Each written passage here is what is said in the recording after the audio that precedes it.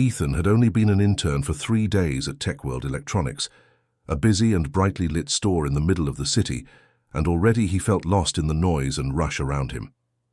He was a shy 19-year-old who had never worked in such a fast environment before, and everything about the store made him nervous.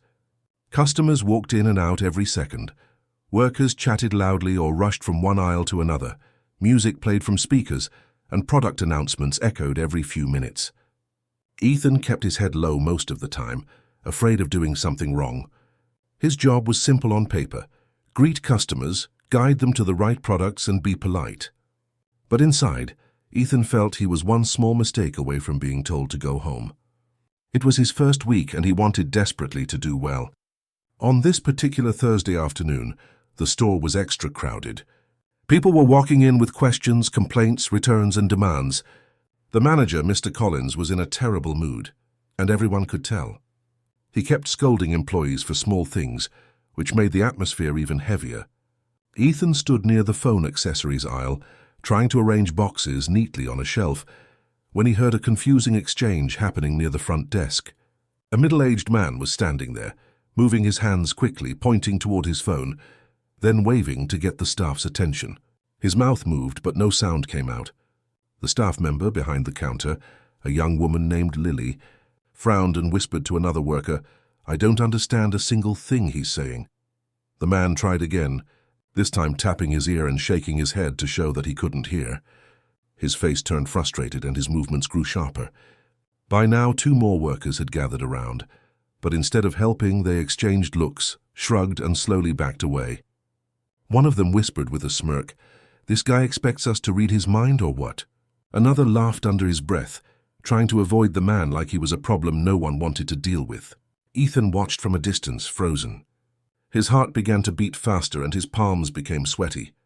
The customer clearly needed help, and it was obvious that he was deaf and struggling to communicate.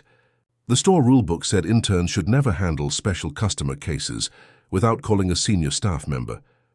And Ethan knew that if he got involved and messed up, he could get scolded or even lose his internship.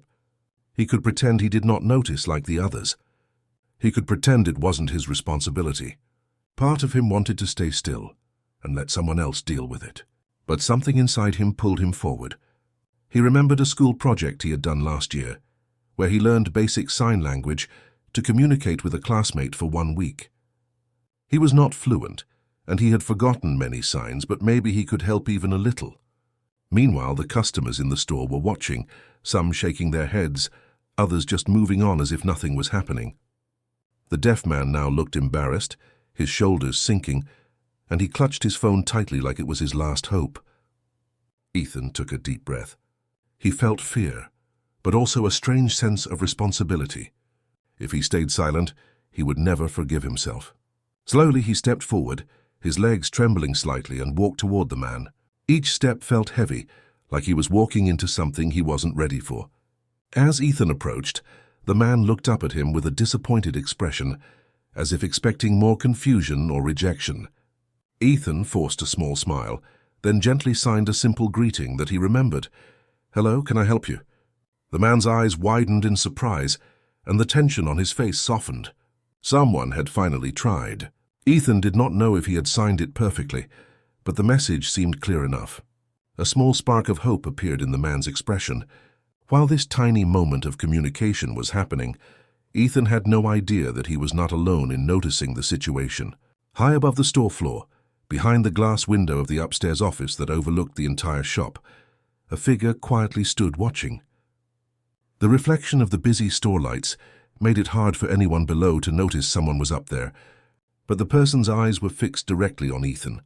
Arms crossed, posture straight, face calm but serious, this mysterious observer did not blink as they watched the young intern step into the situation no one else dared to handle. Ethan continued signing slowly, trying to remember more of the gestures he had learned. He pointed toward the products, then to the man's phone, trying his best to understand what the customer needed. He stumbled on some signs, apologized, and tried again with a warm smile. The customer nodded and responded with signs that were a little too fast for Ethan to catch. Ethan frowned softly, thinking, then pulled out a small notepad from his pocket and began writing short sentences to help the conversation. The man's face brightened again, grateful for the effort. Around them, the other workers stared. Some whispered, "Does he actually know sign language?" Others rolled their eyes, saying, "Why is the intern doing all this? It's not his job." But Ethan ignored the noise. For the first time since joining the store, he was doing something he believed was right, even if it scared him. Yet what Ethan did not see was that the eyes watching him from above belonged to someone whose opinion mattered more than anyone else in the store. Someone with the power to change his future in a second. Someone who paid attention not to how fast employees worked, but to who they truly were. Ethan thought he was just helping a customer.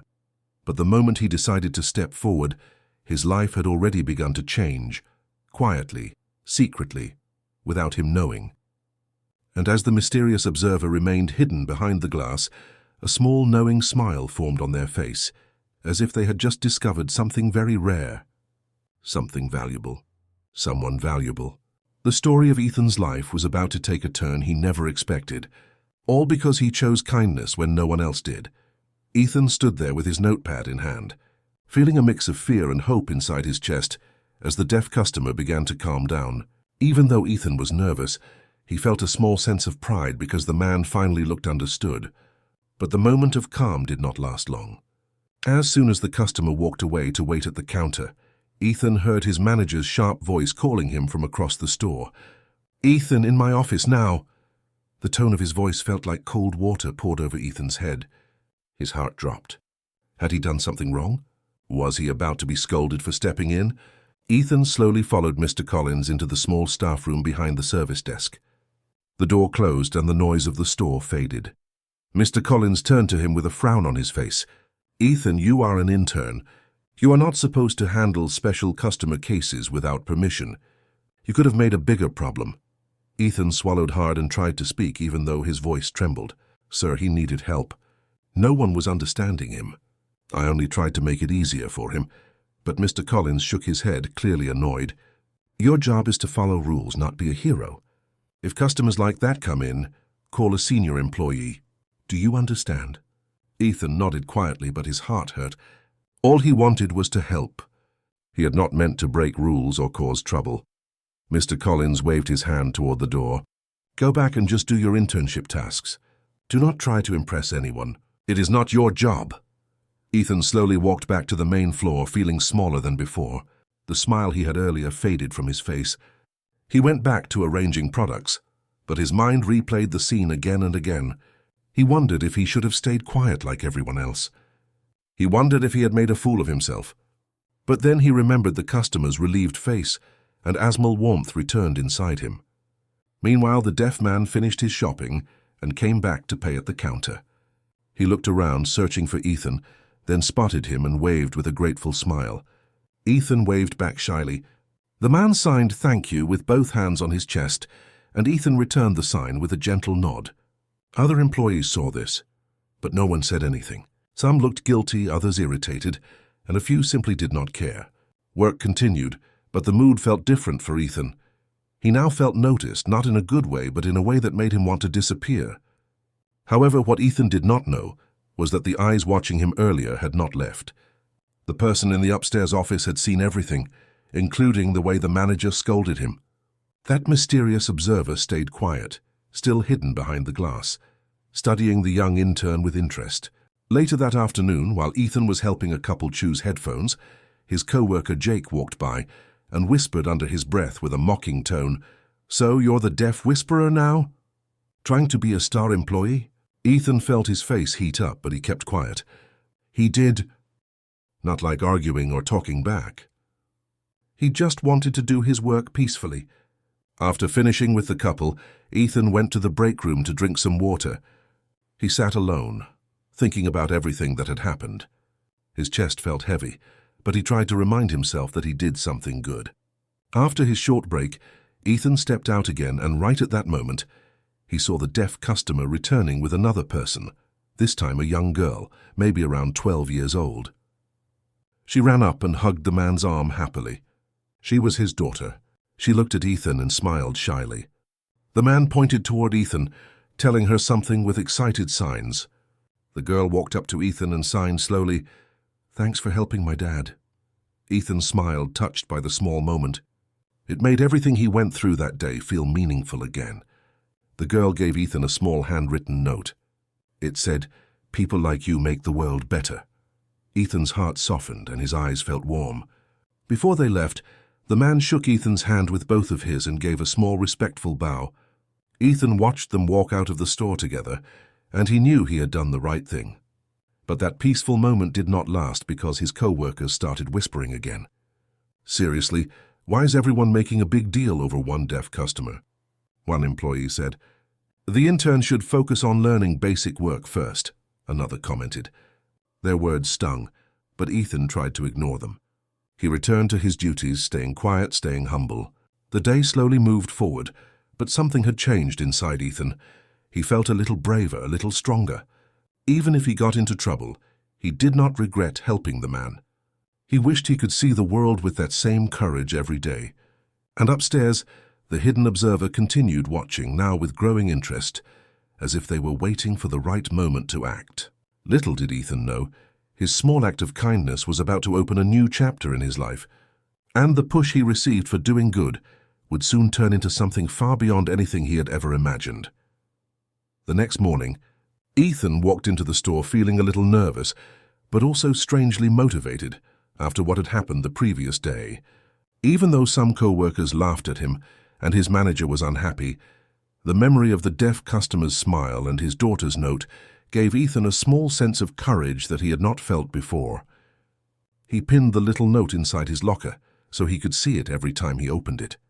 As he began his shift, he told himself quietly, "Just do your best today." The store was calmer than usual, with fewer customers rushing around, and for a short moment, Ethan thought the day might pass normally.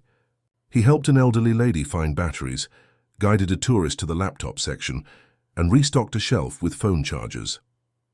He tried to focus on his tasks and stay invisible to avoid more trouble. But the peace did not last long. Around noon, a new customer entered the store, a tall man with a serious expression wearing a business suit. He walked with confidence, looking like someone important, and his eyes scanned the store carefully. Ethan noticed him but did not think much of it. As the customer explored the store, Ethan overheard two co-workers whispering that the regional supervisor might visit soon due to poor customer service ratings, and everyone suddenly became tense. They rushed to look busy, smiled extra wide at customers, and cleaned shelves that did not need cleaning. Ethan stayed quiet and continued working. A little while later, the tall man in the suit approached Ethan. "You helped a deaf customer yesterday," the man said calmly, not as a question but as a statement. Ethan froze for a second, surprised that this stranger knew about it. "Yes, sir," he replied softly. "I just tried to help." He needed someone to understand him. The man studied Ethan for a moment, then said, "Follow me." Ethan felt confused and nervous because he did not know if he was in trouble again. His legs felt heavy as he followed the man to a quieter corner of the store. The man spoke in a low voice. "Not many employees would do what you did." "Why did you?" Ethan looked down, unsure how to answer. "Because it felt like the right thing." He was alone and nobody tried to help him. "I just thought maybe I could." The man nodded slowly as if confirming something in his mind. But before he could say more, Mr. Collins, the store manager, rushed over with a big fake smile. "Ah, sir, I hope Ethan wasn't bothering you. He is still learning." The man's expression changed slightly, almost like he did not enjoy being interrupted. "No," he replied firmly. "He was not bothering me." Mr. Collins laughed nervously, trying to impress the man. "Well, if you need anything, I will take care of it personally. Our intern is still inexperienced." Ethan felt a sting inside, but stayed silent. The man looked at Ethan again, then said, "Keep doing what you believe is right," before walking away. Mr. Collins leaned toward Ethan and whispered sharply, "Be careful. Important people are here today. Don't embarrass me." With that, he hurried after the man in the suit, trying to get his attention. Ethan stood still for a moment, wondering what that strange conversation meant. How did that man know about the deaf customer? And why did his words sound like a warning or a message? Ethan could not understand it. But there was no time to think because the store suddenly became busy again. Customers started lining up, asking questions and calling for help. In the middle of assisting a family looking for headphones for their son, Ethan heard someone call his name.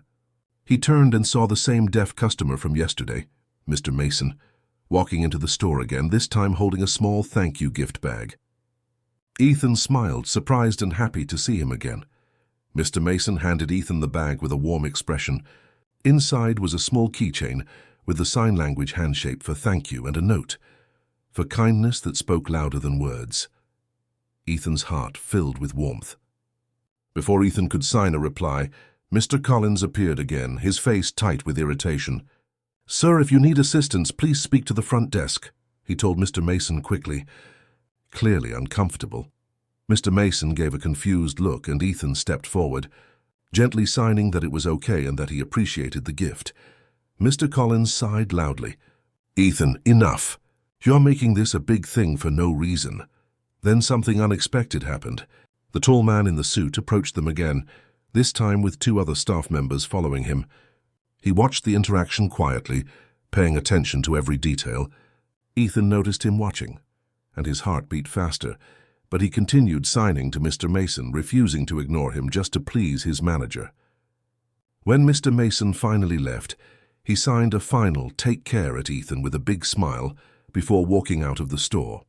Mr. Collins shook his head and muttered, "Unbelievable," before returning to his desk. The tall man continued looking at Ethan for a moment, and there was something different in his eyes now. Respect. Ethan stood alone for a minute, trying to process everything. The day was turning into something far more intense than he expected. Each moment seemed to push him towards something unknown. In his mind, a quiet thought formed. Someone is watching me for a reason, but he had no idea how true that thought was. Above them, in the upstairs office, the same hidden observer from the previous day stood behind the glass once again, watching Ethan's every move with growing interest, as if waiting for the perfect moment to reveal a truth that would change everything. The next day arrived with heavy rain outside, and the store felt dull and tense, as if the weather had carried its mood indoors. Ethan walked in slowly, unsure what to expect anymore. Each day since he helped the deaf customer, something strange had happened, and Ethan could feel that the atmosphere around him had changed. Some employees stared at him with annoyance, others with curiosity, and a few with jealousy, as if his simple act of kindness had made him an outsider. He tried to ignore it and focus on his duties, but deep inside he felt a pressure that he didn't know how to handle. As the morning passed, Mr. Collins called for a team meeting. Everyone gathered near the staff counter, while he cleared his throat importantly. "Everyone, we have been informed that someone from corporate headquarters has been observing our store," he announced, trying to sound confident. "We must maintain perfect behavior for the next few days." Ethan felt his stomach tighten. Was it about the man in the suit? Or the person watching from upstairs? No one else seemed to notice the observer, hidden behind the office window, but Ethan had felt their presence more than once. Mr. Collins continued talking about customer service, rules, speed of work, and making a good impression. His eyes landed on Ethan halfway through the speech. "They're especially interns," he added pointedly, making a few employees snicker. Ethan lowered his gaze and stayed quiet. After the meeting, everyone rushed to look busy again. Ethan was assigned to the phone returns desk, a place where frustrated customers often came, so he knew it would not be an easy shift. As he handled a few returns, he heard raised voices near the entrance. A young boy, maybe around 15, stood there with his mother, looking upset. The mother spoke loudly to a staff member. "His phone keeps shutting down. We bought it here, and no one is helping us. This is terrible service." The staff member gave a forced smile and repeated the same line. "Please wait, someone will assist you soon." The boy seemed anxious and tapped constantly on his phone screen, trying to make it work. Ethan noticed that the boy wasn't speaking. The mother did all the talking, while the boy used gestures and typed words into his phone. Ethan recognized this behavior instantly. The boy was either deaf or had a hearing difficulty. He saw the mother struggling to explain, and the staff member growing impatient. Ethan's heart pulled him again. He knew this situation needed someone patient, someone understanding, someone who cared. But he also remembered the manager's warnings, the co-workers' whispers, and the trouble he got into last time. If he stepped in again, he might upset Mr. Collins even more. But if he stayed silent, he would feel like he betrayed himself. The boy looked helpless, and Ethan's decision became clear. He walked forward slowly and smiled gently at the boy. Using simple signs, he greeted him. "Hello, I can help." The boy's face lit up like a light had been switched on inside him. Ethan then signed slowly, asking what the problem was with the phone. The boy explained using a mix of signs and written words on his phone. The mother watched with surprise and relief, clearly grateful that someone finally understood her son without stress. As Ethan helped them one step at a time, guiding them through a solution, Mr. Collins spotted him from across the store. He stormed toward Ethan, his face burning with frustration. "Ethan, what did I just tell you yesterday?" he snapped. "This is not your responsibility. Go back to your assigned section." The mother immediately defended Ethan. "Excuse me, young man. He is the only one who has helped us properly. If you remove him, we are leaving and calling customer service to complain about this store." Mr. Collins froze at her strong words, forcing a smile. "I'm just ensuring proper protocol, ma'am." The mother folded her arms, unimpressed. "Your protocol seems to be ignoring customers." Some nearby customers heard this and nodded in agreement. Mr. Collins' face turned red, and he stepped back. The boy signed a small thank you to Ethan, and Ethan smiled softly in return. But before Ethan could finish helping them, the tall man from the previous day approached again, watching closely. Mr. Collins hurried to him, trying to appear professional. "Sir, everything is under control, I assure you." The man's calm gaze shifted to Ethan instead. "I see," he said slowly. "It's clear who knows how to treat customers here." Mr. Collins's mouth dropped open slightly. Ethan felt confused again, unsure what the man truly thought of him. After the mother and boy left happily with the problem solved, Ethan returned to his station. Several employees stared at him, and whispers grew louder. "Why does he keep doing that?" "Trying to be a hero again. He thinks he's better than us?" But Ethan didn't feel like a hero, and he didn't think he was better than anyone. He only believed that helping people was the right thing. Still, the comments cut through him like tiny sharp needles. The day continued, and Ethan tried to blend into his work, though his heart was heavy. As closing time approached, Mr. Collins called Ethan again. Not to his office this time, but to the upstairs office where the secret observer always stood. Ethan's pulse quickened. This felt different. More serious. He climbed the stairs slowly, each step echoing like a countdown to something unknown. When he reached the top, he took a deep breath, pushed the door, and walked in, never expecting what or who was waiting for him on the other side.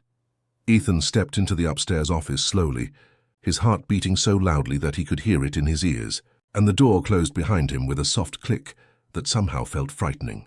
The room was quiet, with a wide glass window overlooking the entire store floor below, the same place he had often felt unseen eyes watching him from. Inside the office stood Mr. Collins, looking tense and uncomfortable, and beside him sat the tall man in the black suit, the same mysterious figure who had spoken to Ethan earlier. However, there was someone else too, someone Ethan had never seen before, an older gentleman in his late 50s wearing a neat suit with a calm expression, sitting in the center seat as if he owned the room. His presence filled the space with authority, but also a strange warmth that did not match Mr. Collins's stiff posture. Ethan felt his palms sweating as he stood in front of them, unsure what to do with his hands. Mr. Collins forced a smile, clearly nervous. "Ethan, this is Mr. Harris from corporate headquarters," he said, gesturing toward the tall man. Ethan nodded politely, though he already recognized him from the earlier encounters.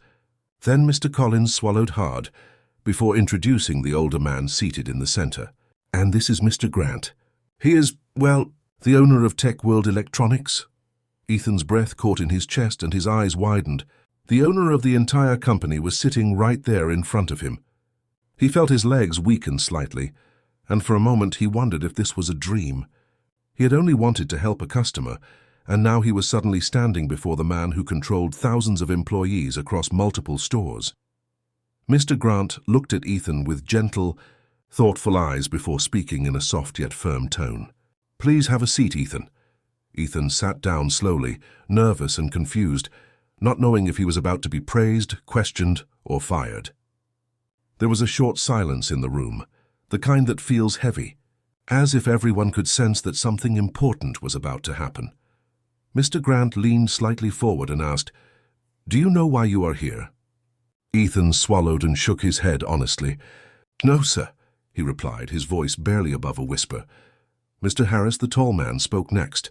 "For days, someone has been watching the way this store works to evaluate performance and customer treatment," he said, glancing at Mr. Collins briefly. "We have been observing staff behavior without announcing it." Mr. Collins stiffened and clasped his hands tightly in front of him, trying to keep a composed face, though his anxiety was clearly growing. Mr. Grant looked back at Ethan, studying him for a moment. "Ethan, several staff members ignored a deaf customer who needed help. But you did not." Ethan's heart skipped as he remembered the moment, unsure if he was being praised or scolded. "You took the time to communicate with him," Mr. Grant continued. "You tried even though you were not fully confident. You showed patience, respect, and kindness," Mr. Collins quickly interrupted, forcing a chuckle. "Yes, but as I told Ethan, he needs to follow protocol and not get involved in situations beyond his intern training. It could cause problems with customers." Mr. Harris turned to him slowly, his expression firm. "The only problem we observed that day was how your staff treated a customer with a disability." Mr. Collins froze, his face turning pale. Ethan lowered his eyes, trying not to appear happy or proud. Mr. Grant continued speaking gently.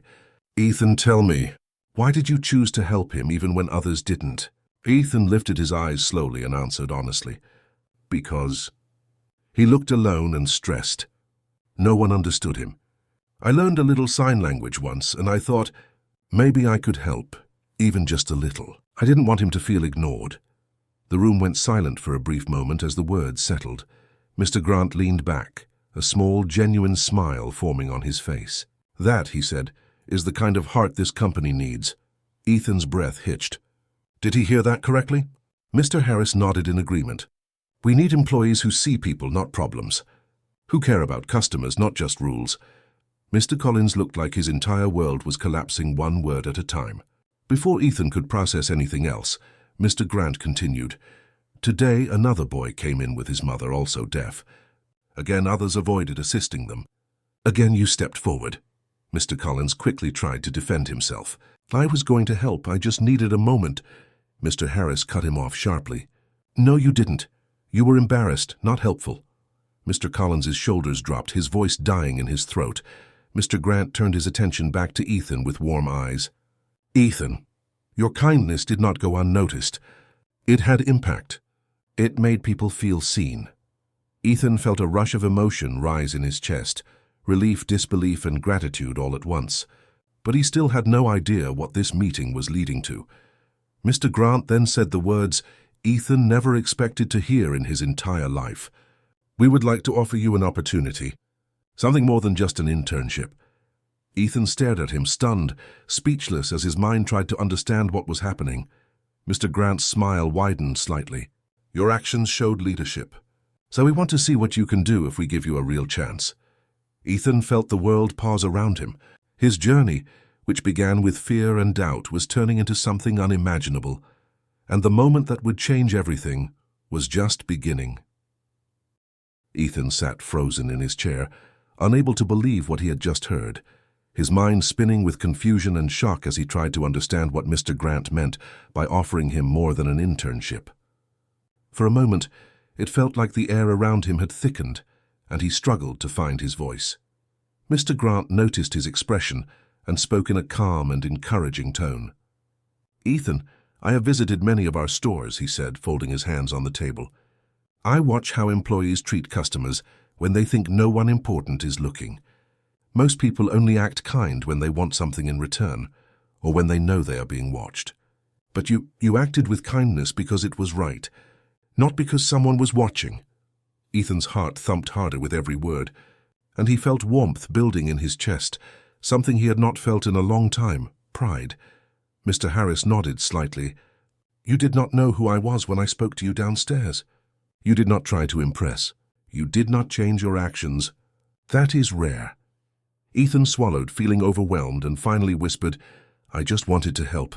I didn't think it was a big thing." Mr. Grant smiled softly. "Small things done with a good heart are never small. You changed someone's day, and in doing so you changed how others saw what was possible." Ethan glanced at Mr. Collins, who looked like someone had pulled the ground from under him. His manager's face had lost all of its earlier confidence, and guilt seemed to cover him completely. Mr. Grant continued, "We have been planning to create a new customer care program across our company, one focused on serving customers with disabilities, with respect and proper communication. But we need someone real to lead this project, someone who understands empathy, not just rules, someone who does not turn away when things are difficult." Ethan listened, hardly breathing, as Mr. Grant's next words struck him like lightning. "I want you to help us build this program, Ethan. With proper training in sign language and communication support, we believe you can lead a team here and later across more branches." Ethan's mouth parted slightly, as if he was about to speak, but no words came out. Him lead a program? He was just an intern who still got nervous talking to customers. He wasn't special. At least that's what he had always believed. "But, sir, I'm only an intern," he finally managed to say. "I don't think I'm ready for something so big." Mr. Harris leaned forward slightly. "Leaders are not born ready. They grow by doing the right thing, even when they are scared. You have already shown more leadership in 1 week than many employees show in years." Ethan's eyes stung slightly, and he blinked rapidly to avoid tears showing. Mr. Grant placed a small folder on the desk and slid it toward Ethan. "Inside this folder is a proposal for your full-time employment with us. After your internship ends," he explained gently, "we will sponsor your training in sign language, communication support, and leadership. It won't be easy. It will challenge you. But I believe you can do it." Ethan stared at the folder as if it were a dream. He didn't touch it yet because he was afraid it might disappear like something imagined.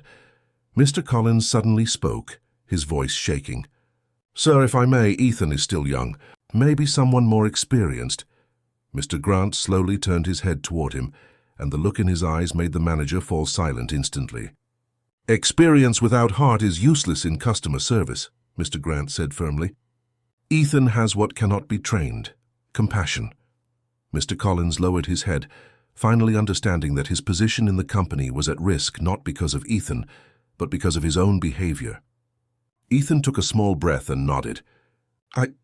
I would love to learn, sir. I want to help people feel seen and heard. If you believe I can do this, then I will try my best."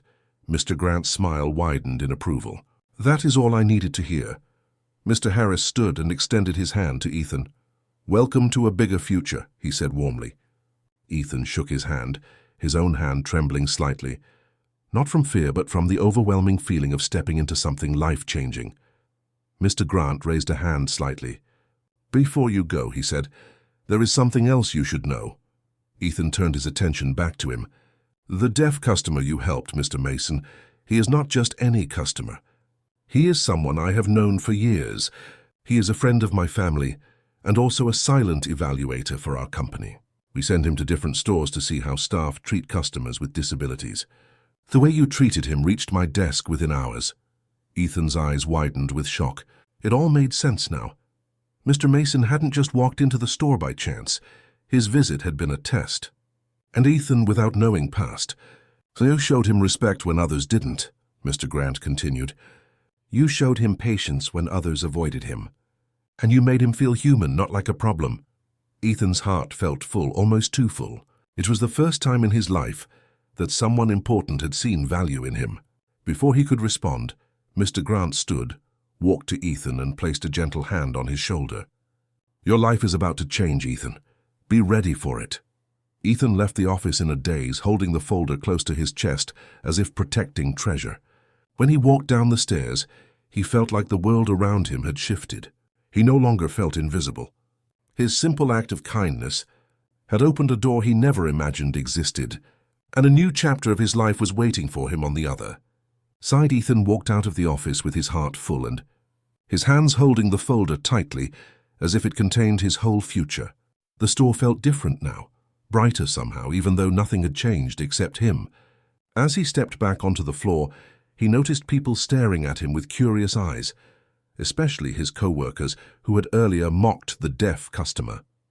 They whispered among themselves, glancing at him with confusion and surprise, because they had seen Mr. Grant and Mr. Harris walk him upstairs, and everyone in the store knew that when the big bosses came, important decisions were made. Ethan took a slow breath, trying to calm the excitement and nervousness swirling inside him. Just then the automatic doors opened, and Mr. Mason, the deaf customer he had helped the first time, walked back into the store, this time not alone. Beside him was the young boy and his mother, whom Ethan had helped earlier in the day. Ethan's eyes widened and he felt his heart lift. Mr. Mason raised his hand to sign a friendly greeting, and Ethan quickly signed back, a genuine smile spreading across his face. The young boy ran up to Ethan and hugged him tightly, surprising him.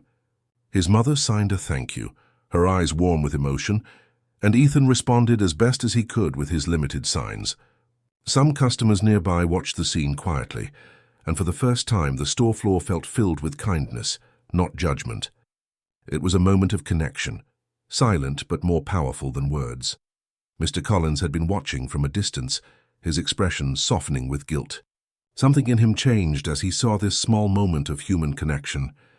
He slowly approached Ethan, cleared his throat and spoke in a quiet, humbled voice that lacked the pride he once carried.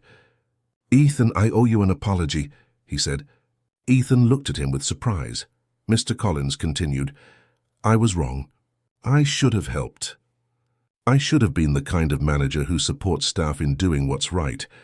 Instead, I was more worried about rules and image than people." His voice cracked slightly with regret. "Thank you for reminding me what this job is really about." Ethan didn't know what to say at first, but then he nodded kindly.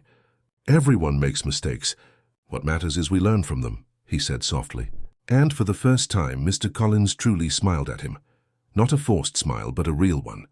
Meanwhile, other employees began walking toward Ethan, some awkwardly, some nervously, but with change in their eyes. One of the workers who had laughed at the deaf customer earlier spoke up. "Ethan, would you teach us the sign you used for hello?" she asked shyly. Ethan blinked, surprised, but then he lifted his hands and slowly taught them the sign. Soon a small group of employees gathered around him, copying his hand movements, smiling, learning. It was a small step, but a powerful one. Across the store, customers noticed, and the atmosphere shifted. A place that had once been filled with routine and impatience was now filled with warmth and curiosity. After a while, Mr. Mason approached Ethan again and gently tapped his arm to get his attention. He signed slowly so Ethan could understand. "You changed more than one life today." Ethan's eyes filled with emotion, and he nodded with gratitude. Eventually, Ethan's shift ended, and as he walked out of the store into the cool evening air, he looked up at the sky, feeling the breeze brush against his face. Life had felt ordinary only that morning, yet now everything was different. He began walking toward the bus stop, his steps lighter than ever. While waiting, he opened the folder Mr. Grant had given him. Inside was an official letter, a full-time job offer after his internship, training programs covered by the company, and a future role helping build an inclusive communication support team. At the bottom was a handwritten note from Mr. Grant.